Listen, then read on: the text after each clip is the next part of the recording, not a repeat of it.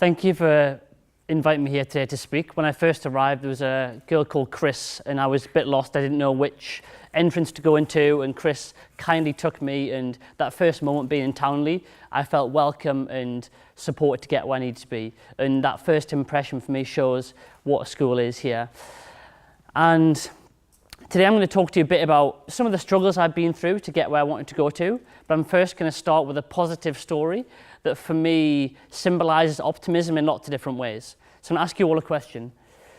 Hands up for which of these three you think is more interesting right now. An aeroplane, an I am awesome sign, or a purple top hat. Hands up for an aeroplane. Hands up, I am awesome. Hands up, a purple top hat. Okay, good mix. So I'm going to tell you a story that combines all of these things. So I've been leading training development programs for lots of years now, and something that I really care about is nurturing my own development. And a few years ago, I went to a conference in Thailand called Hopefulness Fest. And as part of it, we had to wear fancy dress. And I bought this purple cabaret hat. And it wouldn't fit into my backpack. So my housemate at the time said, well, if you're just going to carry it on the aeroplane, why don't you do something with it? And I was flying to Thailand at the time, so I had 13 hours on the plane. And he said, Andy, you're going to a conference called Hopefulness Fest. Why don't you get a photo of someone on the aeroplane wearing your purple hat and a sign that says, I am awesome? And I was like, all right, I can do that. That sounds cool and fun. It'll make the trip interesting. So the next day I got to the airport and I got a bit of paper out and wrote, I am awesome. And then I put it in my top hat. But you might not know this about me looking at me now, but growing up, I was shy, insecure, quiet. And going through the airport, I was like, can I do this? I don't know. And a lady came up to me and she was like, are you awesome? Because she saw the sign I had. And I was like, yes, I am, I think. I'm going to a conference, and told her a bit about it. And I said, are you awesome? And she said, I am, in fact. I'm just flying to Australia for 3 days to babysit for my daughter because she needs some help right now. And I was like, wow, can I get a photo of you? And this is Lynn on the left-hand side. She was my first person. And in the conversation with her, I said, I need 50 people to get a photo with a purple hat that said, I am awesome on this plane. And I hadn't planned that, I just said it. And I thought, I gotta believe in this now. The other one's her husband. And then I spent the next 14 hours talking to people on the aeroplane about what makes them awesome, what they think awesomeness means, and I had the best flight of my life. And I'm going to share a few pictures with you here. I haven't got time to go into all their stories, but the lady on the right-hand side is from a country called East Timor, and she fled that country when there was conflict and wanted to get her family out of there, has worked 3 jobs for lots of years, moving from Spain and Europe to the UK, and I heard all these amazing stories about things that made other people awesome. And some people's things where they found someone to love and that makes them really happy. And that was me being uncomfortable doing one as well. And I went around the aeroplane. These are the stewardesses, stewards and stewardesses on the aeroplane. And I thought if I get them involved, then I'm not going to look like a weird guy walking around the aeroplane taking photographs. So it was tactical as well as fun to get them involved. And I kept going around the aeroplane, and it was a crazy cool thing. And everyone was just so happy. I mean, flights and public transport are quite boring for a lot of people a lot of the time. And I thought, if I can bring a little bit of happiness and joy to those people on that flight, then that's a cool thing. But in vice versa, I learned so much about other people that I never would as well. This is one of my favorites. A little baby got involved and the hat fell over the baby's head. It was really cute. And some people were like, yeah, I am awesome. And some people were like, kind of pretending. And it also made me realize about people's self-esteem and ability to say, I am awesome because of this, and not compare it or not judge it to other people, but be cool about what makes us awesome. And this was the captain of the ship or the aeroplane. And at first I thought he was a bit like, am I going to do this or not? And then he was like, yeah. And he was like so into it. And then carried on. This is when I just got off the plane because I hadn't quite finished my target, but I was like, I'm going to still do this. And this was the last family of people that made me hit my target of getting 50 people to wear a purple hat and say, I am awesome. And this was a little story of something that when my housemate said to me, you could do this, or gave me the idea, his belief in me made me believe myself I could do that. and I could stretch myself outside of what was comfortable. So for me, this whole thing was a little story about stretching myself and doing something uncomfortable, but also bringing some optimism to other people's lives.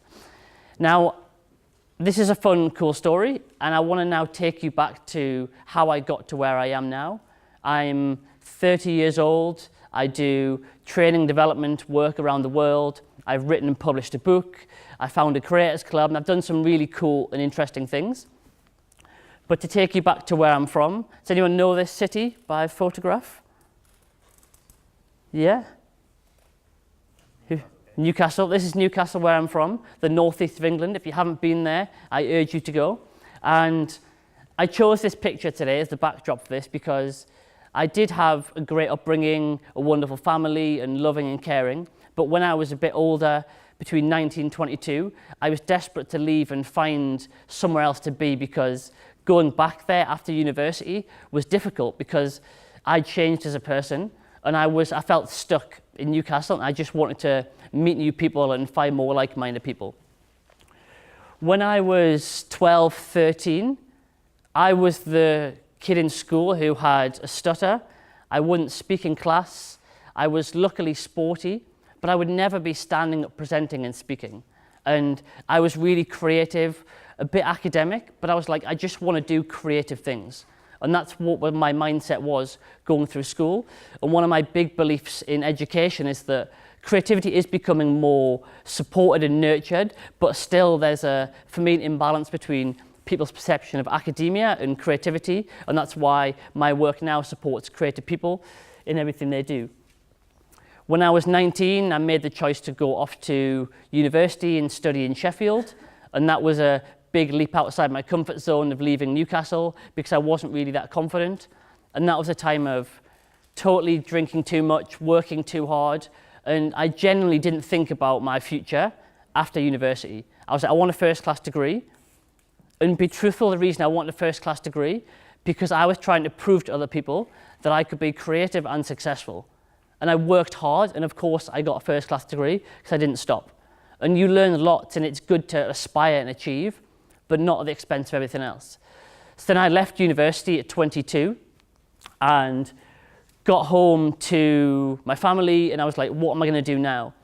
Some friends were pressurizing me, or not pressurizing, maybe encouraging me to make a decision. And inside, I felt lost and alone and confused in a way that I'd never done before in my life.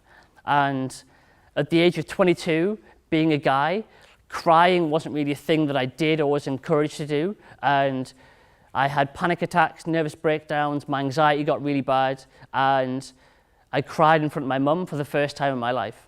And crying in front of my mum was one, just I felt helpless, but two, I just wanted to know, someone else to know, like how much I was struggling inside and how much I needed help and didn't know how to ask for it or talk about it.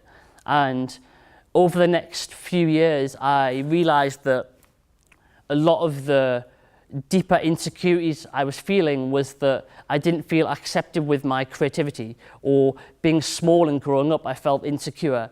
And then wanting to explore my sexuality at this age, I was just so scared and afraid and didn't have the language to do it. And that caused most of my depression. And my depression then, I had 2 serious episodes of it, and it was painful and hard, and I was sitting over there crying quietly watching that last video, because like I know what it feels like and I know it's hard. But there was always part of me that was optimistic because I knew things can get better, and I was just desperate to recover and be well because I wanted to do something. And as part of this phase of my life, me finding a new sense of purpose was a company called Future Foundations. And I left Newcastle to come and work for a company called NCS. I'd done a little bit of youth coaching when I was younger, and I never really thought about a career doing coaching or training and development. I did a degree making chairs and product design, and so that leap was huge for me. But I suddenly felt like this is where I belonged, talking about the world and interesting issues and empowering people and using my communication skills. I'm a really introverted person, but I can hold good conversations and facilitate. And Future Foundations was the beginning of me thinking about myself in a new way. And over the last 5 years, I've gone from that being my first program to coaching people, leading some of our biggest programs, and being part of a community of people that don't just care about making a difference, but they actually do things to make a difference. And one of my contributions I wanted to make was to write a book about my mental health struggles, not because I thought I was unique, but precisely because I thought I wasn't. And there's so many people out there in school, in university, and graduating that have this feeling of being lost and confused. And I thought if my story can help other people, then despite me never writing a lot before, being a bit dyslexic, I was like, I want to write this book. And it took me 2 years to write, and I committed to it because I knew it could help other people. And one of my invitations is over the next few years of your life in the future, if there's something you really care about, is to go and do something about it. When I was on the aeroplane, one of the first things Lynn said to me was, Andy, if you want to get 50 people to wear this hat, you need to be more assertive. And I was like, all right, I couldn't just stand there and expect people to come to me. I had to go out there and do something about it. Talk to people on that aeroplane. I had to go to coffee shops and sit down and write that book that was within me that I wanted to get out. And since then, this is what my life is been about, and I'm really fortunate I get to train with big companies around the world and work with young people like yourselves, and my colleagues are inspirational, amazing people that I would never have met if I didn't seek to explore the world and try and do new things. And for me in school, and this feels like one of the best schools I've ever been to, like the nurture and the support and the character. My school wasn't quite like that. It was a big comprehensive school in Newcastle, and I learned a lot being there. People that were more well off, people that had grown up in more difficult social situations, really helped me to understand the spectrum of life. But the nurture of character, I didn't feel that when I left school, and didn't have the language to talk about feelings and emotions in a way that I think is healthy here. So I think one thing that's important to me today is to, I guess, be a source of optimism that things do get better, but also to invite you to find people in communities that have similar interests to you, whether it's in school or outside of school, at university or in the future. Because when we find like-minded people, that's when we can feel a real sense of belonging. And the most powerful things that people have said to me, sometimes directly or sometimes indirectly, is, I believe in you. And 3 examples. When I was in school, I used to skip some maths classes to go to design because maths got a bit, I didn't understand where I was applying things. And running a business now, maths is very important. I have to make calculations and numbers and finances. I care about maths in a way I didn't used to. But maths got to the point where I was like, it doesn't make sense anymore. Whereas design makes sense because I could build something, invent something, create something. I was like, that's useful and fun. And my design teacher was the one who had a sense of belief in me. And she didn't say, Andy, I believe in you, but she spent time with me and listened to me. I'm getting emotional here because it was a big time. And when people do listen to you and care for you, then it shows that something inside you is worth exploring. And that was a time when I got directed to art college without knowing if I wanted a career in the arts, or going to do a design degree without knowing where that would lead me. And the truth is, I'm glad I didn't really know where it would lead me. I just followed what I cared about. The second person, when I crashed and was helpless, was my mum. And she didn't say, Andy, I believe in you, but she didn't judge me or ask any 2 questions. She just was a caring person, directed me to the doctors to get help, and her belief in me that A, I could change my situation, and B, that she would support me emotionally or however I needed, was so important to me. And the final one, on my first day of joining Future Foundations, I was watching, sitting where you are, watching the audience, and I was like, can I do that job? I'm not sure if I can. And one of the co-directors, Pete, took me aside afterwards and he said, Andy, we've chatted a lot, just so you know, leading in course directing, you're going to be doing that. And I was like, me? And I didn't say that out loud, but I was like, yeah, okay, cool. I was like, I couldn't do that. How could I do that? And that was about 7 years ago. And my career and my life has changed so much. But people believing in me is what's given me my optimism, my hope for the future. So I invite you with your friends around you, when people have ideas to share, it's so easy to shut people down or ask negative questions. Be encouraging and be open and nurture people, because it's ideas in the room here that can be a source of change in the world that we want to see here in our community, and in the wider world. So my final message I want to leave you with is, what are you going to do to discover what's possible and who you are? I think school is a magnificent place that can give us a sense of different subjects and explore our character and meet people. But beyond the world of education, there's things that you will be able to do that you have no idea yet. No idea. And when we do these things, we discover parts of ourselves that we might have never known before. Like 5 weeks ago, I did a contemporary dance class, and I'm 30. I've never danced properly before because in school I was like, boys don't dance really. And there's things I do in my life now that I'm like, I wish I'd done earlier, and express parts of who I am in a way that gives me more confidence. So I urge you to do things you care about and find people you care about, and then you will feel, hopefully, a more sense of belonging, more confident in who you are, and maintain your optimism to make a difference. Thank you so much for listening to me, and if anyone's got any questions, I can answer them or wrap it up there if we do. So thank you for listening.